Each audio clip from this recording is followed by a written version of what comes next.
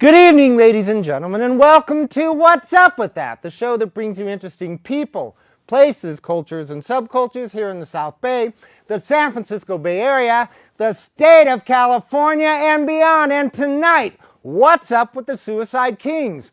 Who are the Suicide Kings? What's up with poetry slamming? And where do these guys get their incredibly creative talent and energy? Well, tonight, the Suicide Kings are here in the house.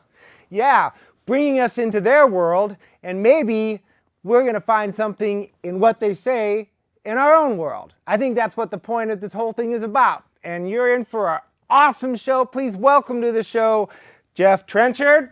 Right on, brother. What's up? Jamie DeWolf. How's it going? And I won't be able to reach you there, Rupert Stanislaw. I got it right. We're going to be checking out a little clip of the Suicide Kings in action. This clip is called Fun Times. Fun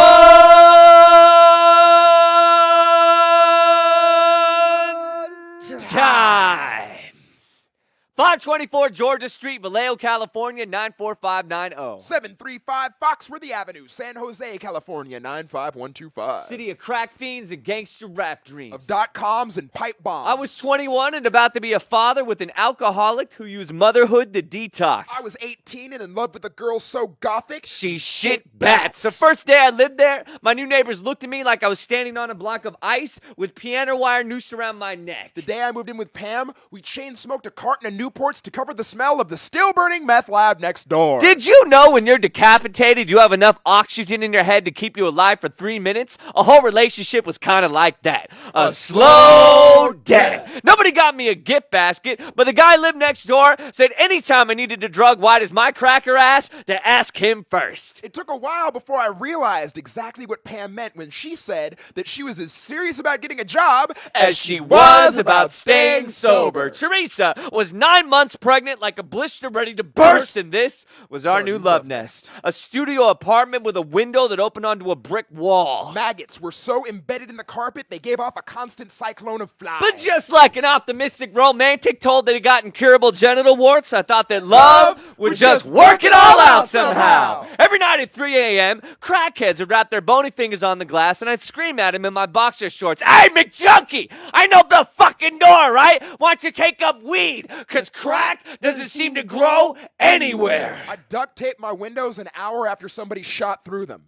The malice is easier to live with when it's not aimed directly at you. When you spend all day ducking strays, you're more than happy if you catch a little shrapnel. The first month I lived there, the neighbors above me stabbed each other. I kept screaming at them, "Turn it down!" One day, waiting for the bus, I watched two men in expensive suits chain whip the shit out of a black and blue heap that screamed and cried that he had kids to feed. Now, I don't know if you guys got ghettos out here, but we live in Oakland, and there are many ghettos in Oakland. And if you're walking down a dark alley at night and you don't want to be mugged, raped, and assaulted, there are 3 walks a man must master. Number 1, schizophrenic force field. Hey, what's up, man? I gotta get the Pop-Tarts. You had the Pop-Tarts. The Pop-Tarts. Number 2, I am diseased. Hey, man, you better... Whoa, my God! Yes, no one likes to rob the leper. And number 3, you should leave me alone because I have already been robbed tonight. Break yourself, fool! Every night my baby mama would smoke a cigarette on the porch in her pajamas. Sweaty white men in their SUVs going to the porn store next door would ask her how much for a blowjob. She'd always tell him her mouth was too expensive, but castration was free. My landlord had been at the complex for so long, the liver spots on his hands matched the constellation of mold in my shower. Until him, I had never met anyone who could suck their dentures clean and spit tobacco at the same time. My landlord was a 75-year-old karate instructor. So withered and crotchety, he couldn't even catch the little 8-year-old kids who'd hit him in the shins with a bat when he evicted their parents. The day after the abortion, the power got shut off. We cried together by candlelight. I thought more about her ex-boyfriend than he will ever think about me. It felt like I was a cut on the inside of her mouth. She was a blister on the inside of my lip. And we both feel better if we could just make believe the other one wasn't there. But the sledgehammer that broke the camel's back was when Pam picked the perfect day for us to have our last argument. The one thing that no one wants to hear after they've been kicked to the ground and spit on by Crips is that they aren't sensitive enough to their partner's needs. The night I kissed another woman on the front porch, She held my daughter in her left arm and threw uppercuts with her right. I locked the bathroom door and slashed my left wrist. Under the hot water was an apology no one could accept. When I woke up in the mental hospital in Fairfield, California, I asked the orderly if suicide is still illegal, if it's in slow motion. There are 3 ways to tell your relationship's been going on 6 months too long. Number 1, you start compiling a list of every CD and book you've ever let that bitch borrow. Yo, baby, where's my Johnny Cash CD Number at? 2, you wish you had fucked everybody that ever accused you of. So, we just broke up, and I'm real sad. Number 3, you realize the only reason you're with them is because their damage eclipses yours. Can anyone in here do an impression of their ex in a drunken, screaming, belligerent fit? Oh, I can't. Fuck you, motherfucker. You gonna write another poem? How some kind of alcoholic crazy ass bitch? As a matter of fact, yes I am. Raise your hand if you have good credit, and I'll shoot you in the face. Some say you alone determine your happiness. That you gotta make the best of your surroundings. Well, fuck you. You never come home to a used condom hanging off your doorknob. Never had to hide your bus fare in your shoes. When my toilet broke, I had to take a shit in paper bags for a week. Now I'm grown. You're goddamn right I live alone. I still shoplift my groceries, but it's been 6 years since they shut off my phone. And this poem is dedicated to anybody who's ever had to steal diapers. Anybody who's ever had to sleep uneasy to sirens. To everybody who goes home to a vampire at the end of the day. And I blow a kiss to every roach and raise a toast to Terror Street and Agony Way. All right, that was pretty hot, right? Well, here they are, the artists themselves. Tell me, how did you guys get together, and how did you get interested in poetry slamming? We met through going to just open poetry slams and open mics.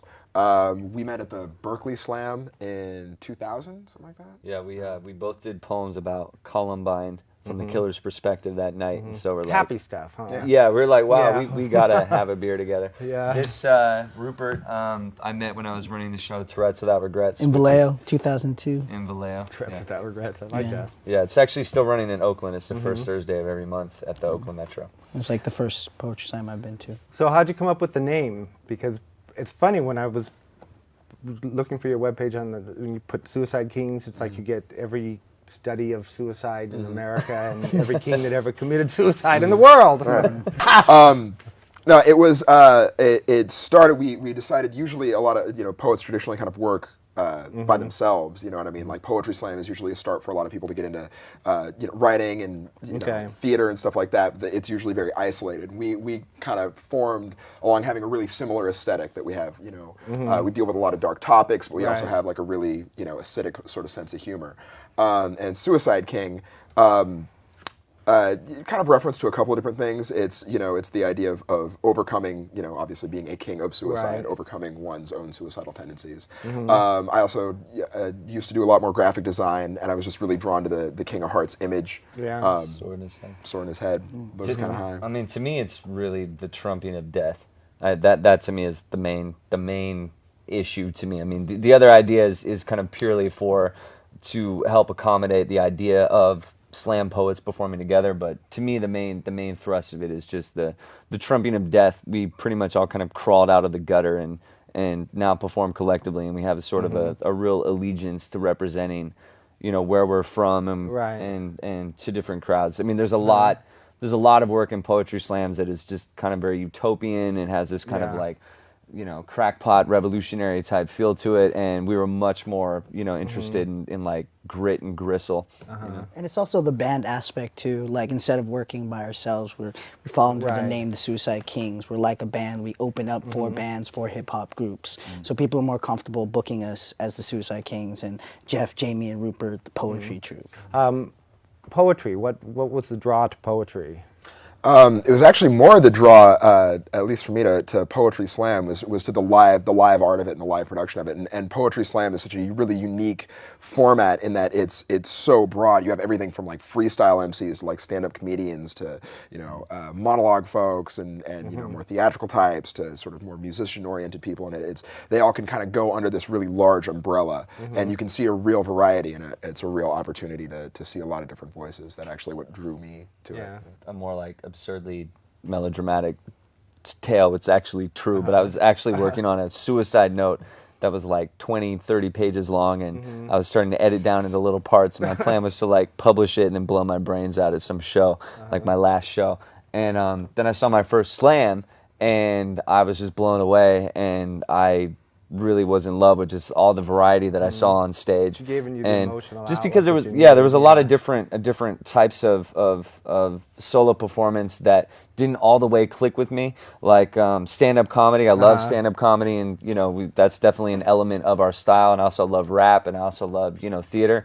But any one of those just wasn't doing it for me. Like stand-up comedy is like a great outlet, but at the same time, if you get all grim and serious, you're gonna get kicked off stage. Yeah. And to us in slams, that was where I saw the first blend of that, where it was pretty much like any kind of style you wanted to hit him with, many times in the same night. So. And I think it kind of touches everybody. When I was listening to your stuff, there's something universal. that, like I was saying, you see the world.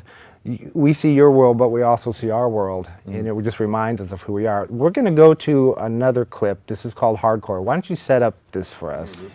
This is basically a poem dedicated to people who are still pursuing and still keeping music and underground music alive, also to our friends who have died in this scene, and also to represent like a different sort of music that we're coming from, because a lot of spoken word, a lot of poetry slams come out of like hip hop, and this is kind of us representing our roots in the punk rock and hardcore All right, scene. well, let's look at that. This is Hardcore by the Suicide Kings.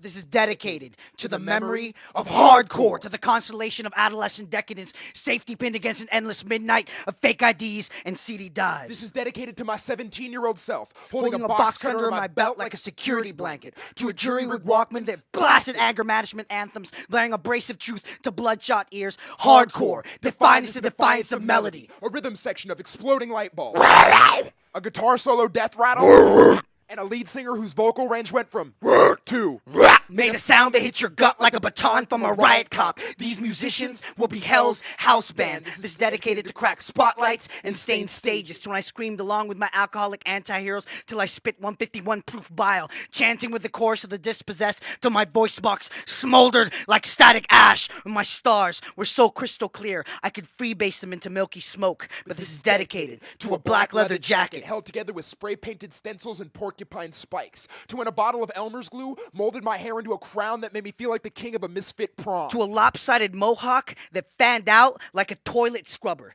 To the brigade of youth, sparring with their dance partners in a swinging circle storm of windmills and a roundhouse kicks that made this wallflower bloom into an underdog boxer. But this is dedicated to absent friends. who didn't fall out to anything as positive as fatherhood or mortgage payments. To Chris Calderon, who bled to death on Christmas Eve, his skull split open from a trash can lid. To Jenny Van Houten, who blew her brain out through a hole in her arm. To Johnny Vinn, serving life without parole for 17 stab wounds to the neck of a Nazi who flicked a lit cigarette into the wrong pair of slanted eyes. To Rob DePello, who had a stroke and fell face down into his Bloody Mary. And to the one night that saved my life, when a group of friends with too much time to kill were bored and spun with a ticking gun looking for a way to defuse it. I declined to a drive-by because a blast from a barrel and a ricochet snap is a hollow echo compared to this music. But this is dedicated to the new guard. The awkward flock of acne covers angst. Those who evade the cancer of commercialization, burn the velvet rope, and still kill rock stars. This is to graduating to veteran status, becoming the old guy when rat packs of fresh cuts crowd the clubs Loud, proud, and obnoxious. And let's not forget about the revolutionaries who still haven't escaped the tyranny of Mom's garage. The holier-than-thou panhandlers on heroin that called me a sellout for having the dollar to give them. But this is dedicated to those living and breathing hardcore. For every band whose piggy bank gets Shanked by an A&R. There's a 15-year-old kid with a lawnmower haircut perfecting 3 chords on his air guitar. For every jaded scenester who crashes and burns into a midlife crisis, a new breed will bruise to the beat of the same classic bands. For once in my life, I've got something to say, and we'll never shut the hell up. This music gave a furious youth the bombast behind every breath. The courage to scream to the world, we're not the first, we're not the last, but we'll always be a minor threat. Now that stuff was kicking, yeah. All right, you have a lot of serious topics, a lot of stuff. You're talking stuff that I think is universal to a lot of people. Like I said before, at least touches a lot of people, makes them aware. Isn't that what we want to do in our world? What do you sit down and discuss what you're going to talk about? I mean, how do you take me through the collaborative process of the Suicide Kings? We do certainly sit down sometimes and lay out some topics that we want to address. A lot of times it's what has like the most heat to it. A lot of times someone will already be writing on something that just is something that crawled up their ass that they just got to work on. I mean, and each of us have our own different kind of subject matter, but also we have strength in numbers. So there's certain subjects that 2 of us want to tackle, 3 of us want to tackle. Sometimes it's one person's specialty. Like, you know, I don't really have a damn thing to say about the Philippines, but my boy's got it covered. You know, but if I decide to do something about like imperialism in general, you know, I can have one octave and he handles the other octave. And like, you know, the piece Fun Times is all about relationships, and, you know, unfortunately none of that was fiction, and me and Jeff basically just took the same model. We actually wrote 2 separate poems, then ended up splicing them together. And some poems start from scratch together, where it starts from a blank page. Like, I believe Hardcore started like that, where it was just writing assignment. straight out of the, we give each other writing assignments, and we meet, you know, usually once a week, whatnot, to Bring our work together. Yeah, different stuff, different material. So when you perform, do you cater it to the audience that you're going to be performing to? Is there a Oh, I definitely. would Yeah, have to we think have. so. I mean, we have a Schools, for everything. yeah, Yeah, and we do all schools will be- we do all kinds of different shows. I mean, we've My kindergarten's yeah, I mean, yeah, and we've done like, you know, On any given day, we might start at a kindergarten class, go to a high school, then do a performance at San Quentin Penitentiary, and then a punk venue. We had one day where we did a middle school, a high school, and then a punk rock venue. So, I mean, what's going to work in each one of those environments is obviously a whole different spectrum. But the great thing about slams is that it's like almost like a brutal training ground, because you get scored for everything you do. So you learn immediately, you know, on a real visceral level, like what that audience, those people in front of you felt of what you were giving them. So if you slam quite a bit, you start learning, like, you know, what your different tricks and tools and what's going to work in a certain crowd and what's going to get the effect that you want. You know, maybe you want to alienate them or enrage them. Yeah. You know, that's an option too. But I mean, it keeps you really cognizant of what it is you're doing. Right. You know. And you talked about San Quentin, so you slammed at San Quentin? Yeah, me and Jeff. What was that like? We've done that a couple times. Yeah, it was. I actually. mean, it's really amazing. It's a really amazing experience for as much as prisons are a huge cultural factor and like kind of like a tongue-in-cheek cultural joke. Like there's this movie like let's go to prison. You know what I mean? And it's like there's such a mythology kind of like based around it. It was really enlightening to go and like see the real deal. And I bet. And it's like exponentially more heartbreaking than any like episode of Oz could ever portray. It's like when, you know, when all of like kind of the glitz and the Hollywood interpretation of it, you really see, I mean, these are it's people, always yeah. Yeah, I mean, these are people's lives, Right. most of which are guilty of either very minor crimes. Exactly. And are Sleeping in triple bunks. yeah, and and crowded very in much the very much kitchen. trapped in a system that's designed to keep them there for profit. I mean, Right. you know, Oh, yeah. from the first time I went there, it became blatantly clear to me that slavery didn't actually end. They just found a really efficient way to make, yeah. you know, white and other shades of brown people slaves Well, and you're too. exactly right. I mean, it's true. And It's a big money-making machine. And it's also sorry. Go ahead. It's also hypocritical, the fact that there are people with arrest records that have risen above their past crimes, but they're not allowed to perform in San Quentin because they have an arrest record. Like Rupert. that's why I That's why can't- only me and Jeff. Well, you better not go in because you might not come out. Yeah. All right. Please. Our next one that we're going to look at is called the question. Okay. Someone set this up for me. What's the question about? This is sort of mine and Rupert's meditations on guns and gun violence and youth violence, and sort of takes two different very kind of varied perspectives. Mine is sort of like an abstract dissertation on guns, and his is like a real personal literal experience on guns and youth violence. All right. So let's check it out. This is the question by the Suicide Kings. Cross-hatched, Crosshairs stare back at a lack of focus. the way sights can sometimes overlap. To be moved like wax ejaculate through chambers. To be stuck in cylinders 6 feet as deep. To creep forward in a double action like the satisfying crack of a split faction. See your breath shatter with the wheeze and ease of a crack baby's To rattle. feel your slick skin heated hot enough to brand cattle. Discover that death's fingers are a lot rounder than you'd expect. To expect regret as it creeps slow as smoke. To know God's Pin, prick, point, poking and at appropriate and explosive packages now have you ever thought about guns? Not the way most people do. Not just metal, not just wood, not just the sum of some die-cast parts to hold so much life. In perpetually revolving cylinders or ruler straight magazines, have you ever thought about guns? With one as close to your mouth as this mic is to mine now. So have you ever thought that they're just the perfect American icon? It's like a remote control for the real world. You just point, click, and turn off the noise. How unbearable lives bludgeon you to bow out from bullets and pistols, where quarrels are settled by a phone call to arms. A hero's fall to harm when kids will carry calibers and colors to How the classrooms. smell of burnt powder is to metal, what the smell of burnt almonds is to flesh, and if God made all men and Sam Colt made them equal, then who should I have to answer to? And if you ever thought about a kid learning new lessons because the old ones don't apply. Grateful for mere physical confrontation because at least it'll leave him alive. He wants to graduate before he dies. So have you ever thought about what's it like only to get touched when you're dry fired or used to make someone else's life miserable? what it's like to feel a favor where danger feels like a house call from your priest when you didn't ask for one? How my friend has a son, but he's so deep in the game, asking me to retaliate in his name and attack the corners our enemies claim. And how do you say you're sorry when your only language is Bang! And as my palms sweat prayers for sins 6 blocks away from being committed, I think about a child, and I wonder if he thinks about his. As all hell broken loose, will this crime be acquitted? So have you ever thought about if one is used in a robbery and one is used to kill said robber, and the two were cut from the same steel, does that make them related? If one was used to save a friend, how it looked on the other end when it killed another's. How we'll hunt in packs as weaker species run for cover. How much bigger the whole world looks from behind that trigger when you're scared, outnumbered, back to the wall, and destined to die young. Have you ever thought about guns? Do you ever dream of being a piano? Do you ever wish your handle was hollow? That your barrel could be twisted into a perfect chord? Kind of like the way swords wish they were pens. Not to be more mighty, but just to be. Not to be more mighty. Not for the steel that measures respect, but for the fear that begets the instinct to protect. Because the question is not whether or not you've ever thought about guns. The question is, do you think about them when it's too late?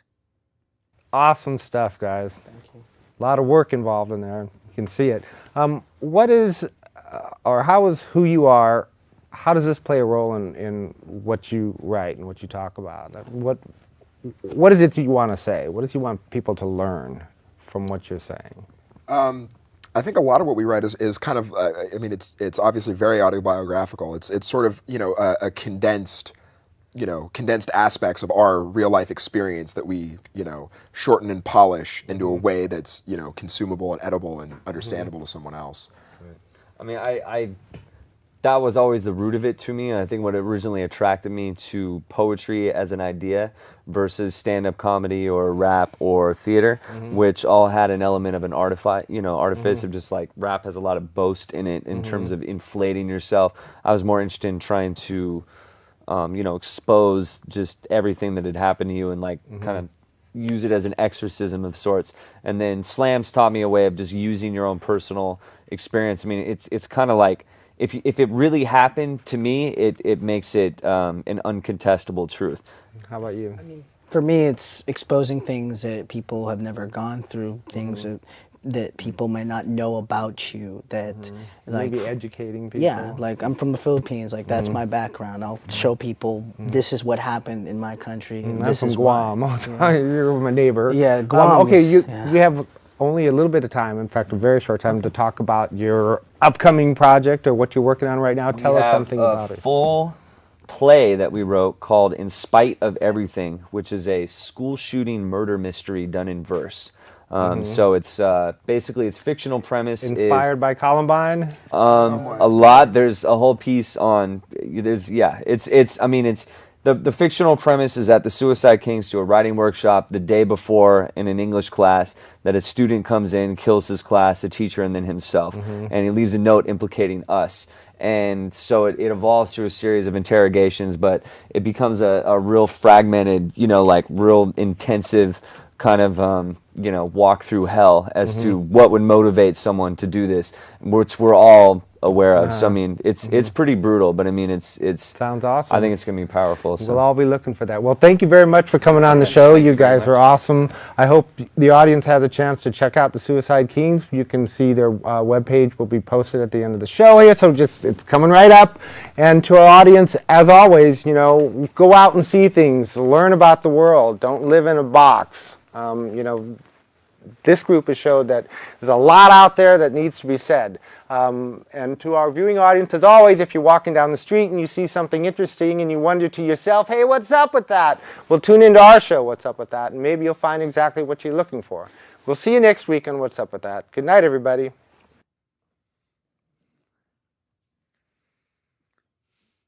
My mama told me, if you make an ugly face for too long, it'll stick and stay that way forever. Really? That's awesome!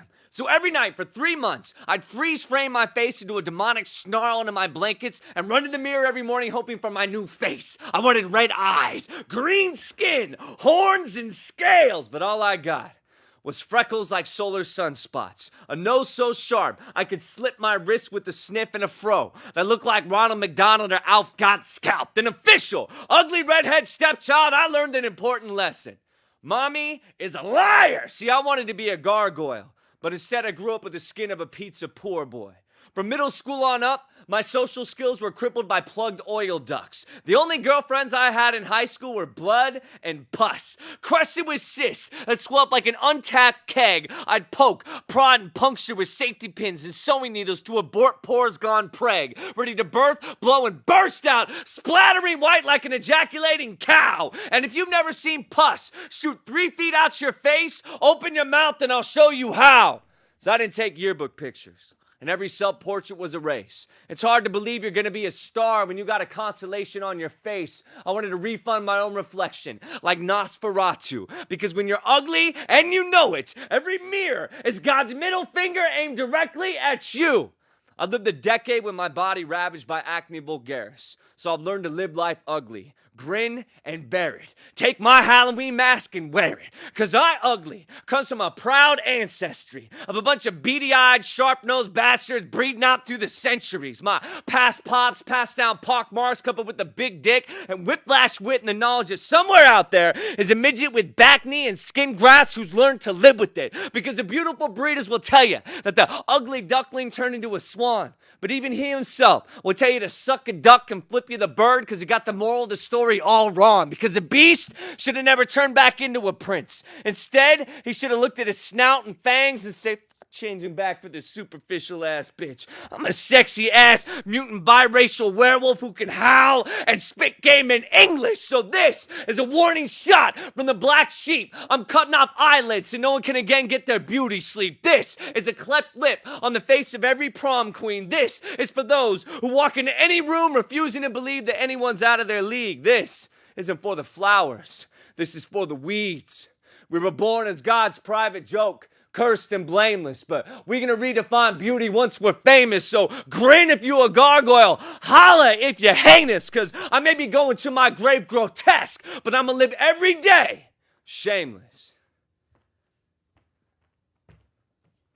Your head to keep you alive for 3 minutes, a whole relationship was kind of like that. A slow death. Nobody got me a gift basket, but the guy lived next door said anytime I needed a drug white as my cracker ass, to ask him first. It took a while before I realized exactly what Pam meant when she said that she was as serious about getting a job As she was about staying sober. Teresa was 9 months pregnant like a blister ready to burst, and this was our new love nest. A studio apartment with a window that opened onto a brick wall. Maggots were so embedded in the carpet, they gave off a constant cyclone of flies. But just like an optimistic romantic told that he got incurable genital warts, I thought that love would just work it all out somehow. Every night at 3 a.m., crackheads would wrap their bony fingers on the glass, and I'd scream at him in my boxer shorts, "Hey, McJunkie, I know the fucking door, right? Why don't you take up weed? Cause crack doesn't seem to grow anywhere." I duct taped my windows an hour after somebody shot through them. The malice is easier to live with when it's not aimed directly at you. When you spend all day ducking strays, you're more than happy if you catch a little shrapnel. The first month I lived there, then Point that this whole thing is about, and you're in for awesome show. Please welcome to the show Jeff Trenchard. Right on, brother. What's up? Jamie DeWolf. How's it going? And I won't be able to reach you there. Rupert Stanislaw. I got it right. Huh? Yep, Well, yep. we're going to check out a little clip of the Suicide Kings in action. This clip is called Fun Times. Fun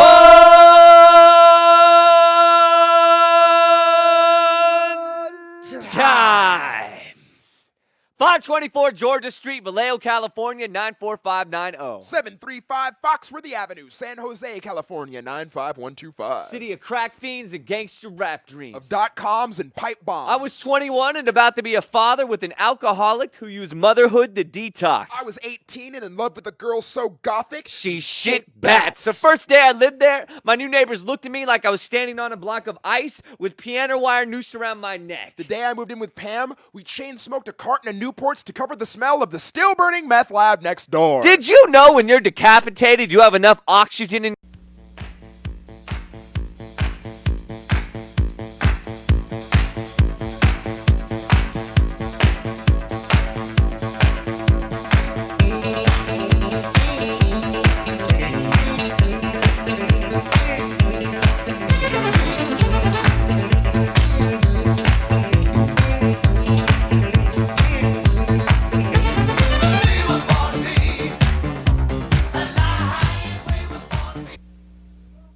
Good evening, ladies and gentlemen, and welcome to What's Up With That, the show that brings you interesting people, places, cultures, and subcultures here in the South Bay, the San Francisco Bay Area, the state of California, and beyond. And tonight, what's up with the Suicide Kings? Who are the Suicide Kings? What's up with poetry slamming? And where do these guys get their incredibly creative talent and energy? Well, tonight the Suicide Kings are here in the house. Yeah, bringing us into their world, and maybe we're going to find something in what they say in our own world. I think that's what the... Suck their dentures clean and spit tobacco at the same time. My landlord was a 75-year-old karate instructor. So withered and crotchety he couldn't even catch the little 8-year-old kids who'd hit him in the shins with a bat when he evicted their parents. The day after the abortion, the power got shut off. We cried together by candlelight. I thought more about her ex-boyfriend Then he will ever think about me.